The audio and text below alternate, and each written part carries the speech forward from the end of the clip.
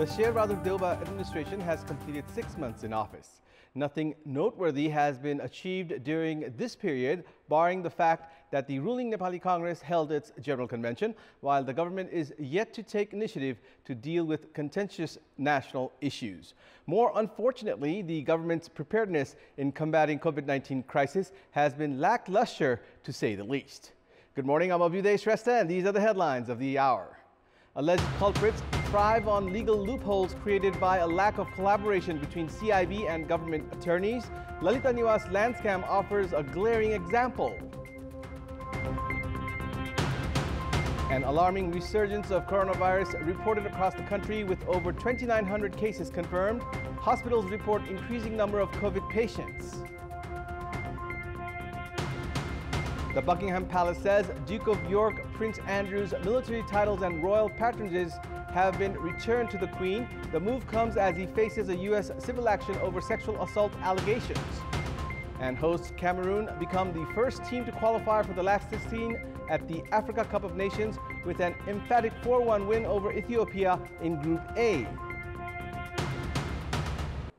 Investigations based on the evidences furnished by the police and a solid charge sheet prepared by the government attorneys would make the cases strong and ensure justice delivery for the victims. However, absence of a collaboration between police and government attorney office has been glaring in cases of serious crimes. The unwarranted clash of interest between these bodies has led to the weakening of the cases as culprits are found to walk free. Questions have now started circulating whether the infamous Lalita Niwas land scam could suffer due to a thin collaboration between the police and attorneys. The Central Investigation Bureau of Nepal Police presented its reports to the District Government Attorney Office following 2-year-long investigations on forgery in the infamous Lalita Niwas land scam. However, the Attorney's Office returned the reports recently, citing inadequate investigation. This has led to several queries on the investigations carried out by the CIB. The CIB had interrogated Ramkumar Subedi and his spouse, arrested for forgery in the case, in the presence of government attorneys. Experts opine that the District Government Attorney Office should have informed the police about the required evidences while the interrogation was underway. The CIB had deployed 4 DSPs for investigation, while the District Government Attorney Office had also assigned 4 officials. However, the collaboration among tasked officials was far from convincing. In a different context, the 33-kilogram gold scam serves as an anecdote for weak investigation, leading to those guilty walking scot-free. Many of those alleged of their involvement in the scam avoided actions as the investigation team could not even trace the gold said to have been smuggled. In yet another case, the government attorneys had not even filed cases against those arrested by the Narcotics Control Bureau of Nepal Police 4 years ago for using chemicals purchased for production of medicines to make contraband drugs. The instances offer glaring cases where guilty parties avoided legal actions by toying with the lapses in the network between police and attorneys. The year-on-year consumer price inflation stood at 7.11% in the 5 months ending mid-December of 2021. According to the latest report titled Current Macroeconomic and Financial Situation of Nepal, made public by the Nepal Rashtra Bank, imports have increased by 59.5%, while exports also witnessed a growth of 105.6%. According to the central bank, remittance inflow decreased by 6.8% to 388.58 billion rupees in the review period against an increase of 11% in the same period last year. Likewise, the number of Nepali workers taking approval for foreign employment increased significantly to 131,082 during the period, while it has decreased by 92.7% in the same period of the previous year. Nepali currency depreciated by 1.72% against the US dollar in the 5-month period. The report adds that electronic payment transactions have increased significantly due to the development of payment infrastructure, policy of encouraging electronic payments, and gradual adoption of electronic payment instruments. And it's time now for our segment Public Pulse, where you text us with your opinion.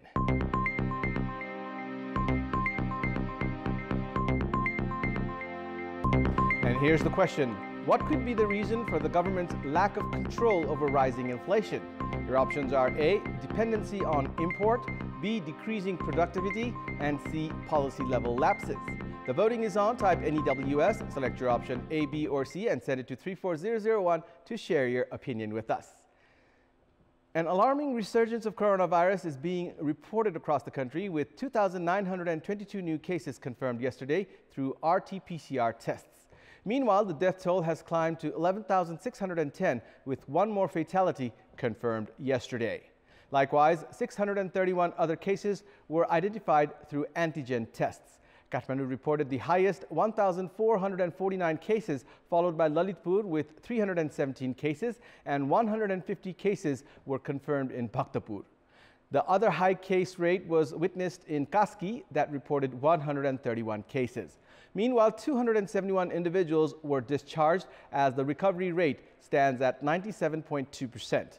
A total of 110 patients are undergoing treatment in intensive care units, while 25 corona patients are on ventilator support. Hospitals are reporting increasing number of patients following the alarming resurgence of coronavirus cases. Number of patients with coronavirus infections have drastically increased in most hospitals across the country, including the capital.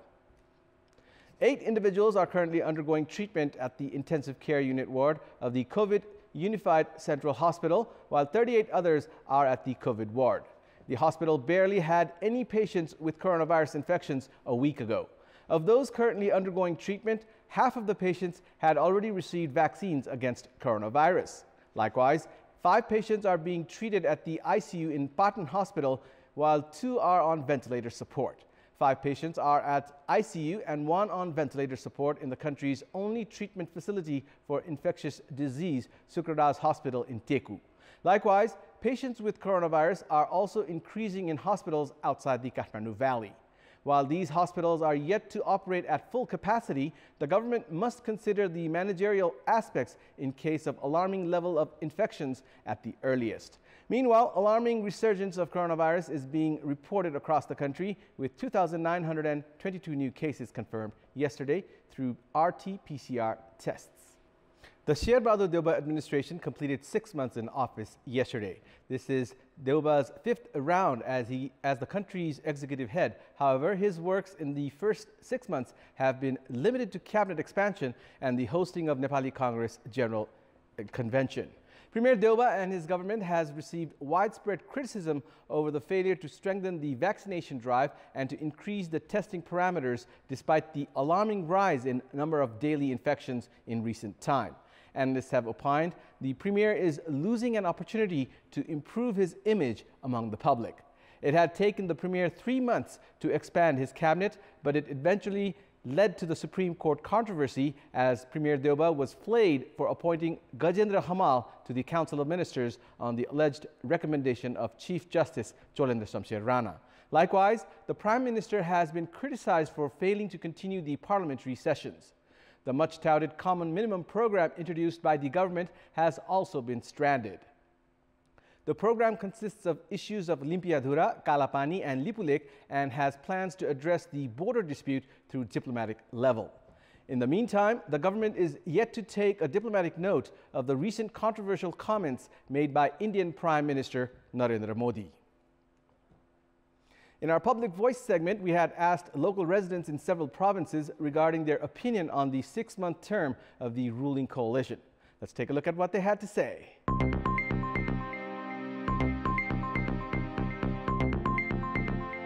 Vote मात्रै माग्दाखेरि ल यस्तो हुन्छ उस्तो हुन्छ भन्छ तर कसैले के गर्दैन यस्तो ठुलो परिवर्तन ल्याएको जस्तो देखिन्छ अझै केही नागरिकले खोप्न भएको अवस्था छ सरकार छ कि छैन भन्ने कुरो केही थाहै छैन ल जनहितको लागि केही पनि गरेको छैन